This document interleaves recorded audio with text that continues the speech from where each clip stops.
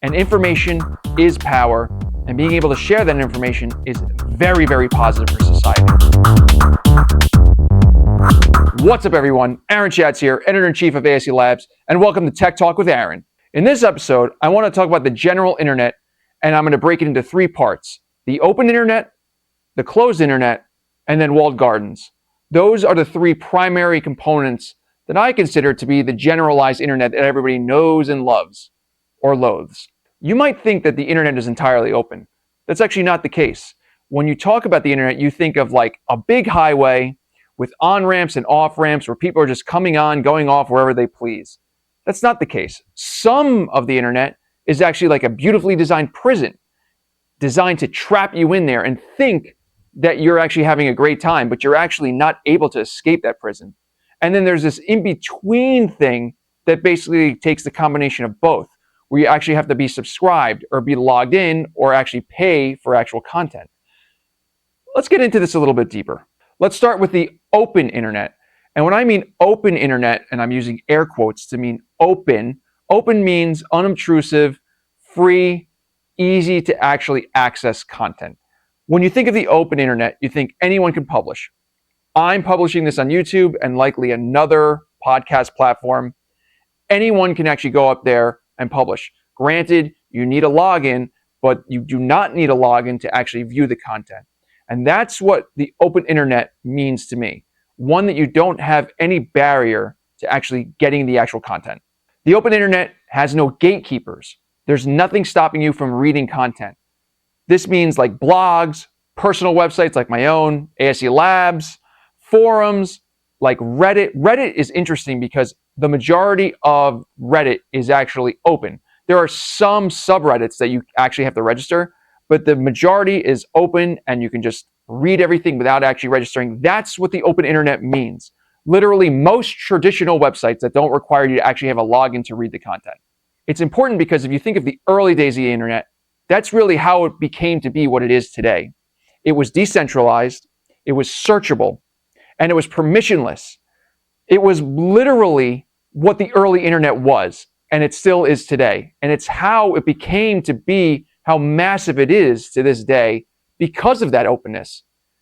And we can't lose that. That's not to say that the open internet doesn't have its own negatives too.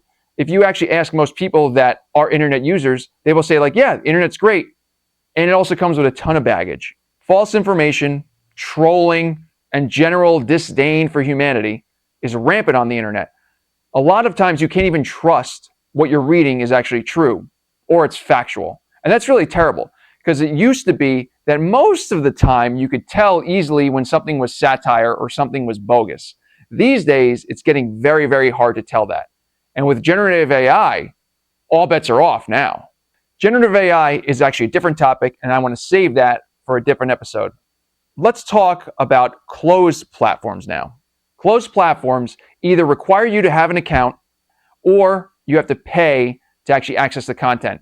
That account could actually be paid too, or it doesn't have to be. Even if the account is free, but the content is locked behind some type of registration, that is now the closed internet. You want to know what the defining difference between the open and closed internet?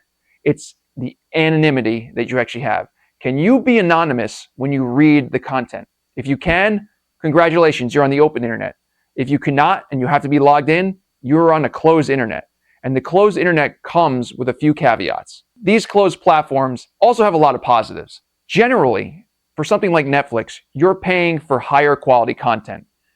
And that's a trade-off, right? And that's the value exchange you're actually giving them to be on that closed platform. There's another thing that you're giving them on those closed platforms when you're forced to log in. It's data. And I'll talk about this in a different episode, but when you log into a website, you're actually giving them a lot of data to use in the future for many, many different purposes, which we'll cover in a different episode. If we take Netflix as the example, and you're watching a video, are you going to share that video with a friend who doesn't have Netflix? No. That's an example of a closed platform because you can't. They have to have a paid login for Netflix to actually view that content. Again, it's not a walled garden. A walled garden is something very, very different, but it's similar, but it's not the same. Let's talk about walled gardens now. And you might say to yourself, all right, well, Netflix is actually a walled garden. It's not. It's not. A walled garden in this context means something like Facebook, where Facebook's whole purpose is to keep you on its platform, period. And then there's an algorithm behind it that entices you to keep reading, to keep doom scrolling all over the place, but still remain on their platform. Consider Facebook, TikTok, Instagram, all in the same ilk. Those platforms want you to remain on themselves, and they want your eyeballs to be glued to them 24/7. And when everybody talks about the algorithm, that's what they're talking about. It is something that encourages you to keep scrolling, to keep interacting on that platform only. It discourages outward bound links.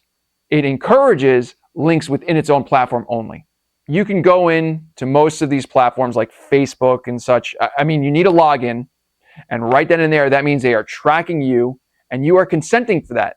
Generally, in those user agreements that you're actually signing, when you sign up for these things, you are consenting to doing a lot of tracking. Now, most people don't care, right? They're just like, whatever, it doesn't matter. But it's still something that you should be aware of. You are being tracked every time that you are logged into some website or service. And the real scary part about things like Facebook and especially TikTok are those algorithms behind the scenes, because those algorithms can be tailored to do many, many nefarious things. And those are a black box. We don't know actually how they work. We just know that they want to keep you on those websites or services. The algorithm is one of the scariest parts about these walled gardens. For instance, a lot of young people get all of their news and all their information from sources like TikTok.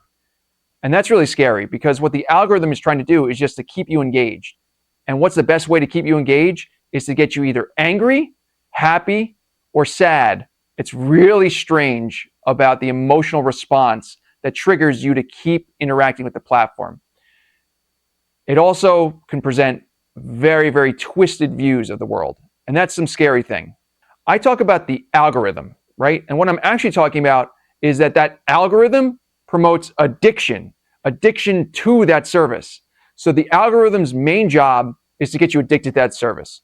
That's a scary subject. And that's what it means to be a walled garden. Those algorithms, you don't know who makes them. They're just black boxes, right? They determine what you see and what you don't see. So even if you want to see stuff, you might not be able to see it. That is the antithesis of the open internet. I know I'm making like this very, very hard dichotomy. There's all this nuance and stuff around there, but I'm trying to give you a broader picture of what the difference between these three things are. I don't want to say that walled gardens are just bad. I don't want to say that. And in fact, I think platforms like Facebook, like TikTok, actually offer a venue for people to actually make content and for people to ingest that content. In fact, funny videos are great, and a lot of those come from TikTok, and I think that's great. I just am concerned about the more direct nature of information sharing, and that the algorithm can pick and choose what you get to see. I'm curious about your take on this subject. What do you think about the three different segments of the internet that I've laid out? Do you agree with them? Do you disagree with them? I'd love to hear from you. Post a comment. I think the internet has come a long way. Does anybody remember chat rooms? If I said ASL, do you know what that means? If I had to sum this up, I would yearn to keep that open internet free and open. And we can do that. And the ways we could do that, I will cover in a different episode. But think of it this way. The more information that gets out there, the more knowledge that gets shared, the better society is as a whole. I am not talking about sharing false information. I am not talking about sharing AI hallucinations. The more time we spend in closed ecosystems, the smaller the open web becomes and the less discoverable it actually is. And information is power, and being able to share that information is very, very positive for society. Talking about the open internet, this video or podcast should be free. I am not putting this behind any paywall. So you are free to comment, and I'd love to hear from you. So please leave me some feedback. I'm curious what age you are. What do you think of the internet? What do you think of walled gardens? What do you think of closed platforms? What should be here to stay? What should go? What should we tweak? I think the discussion is very important to have. Thanks for watching, everybody. We'll see you in the next one.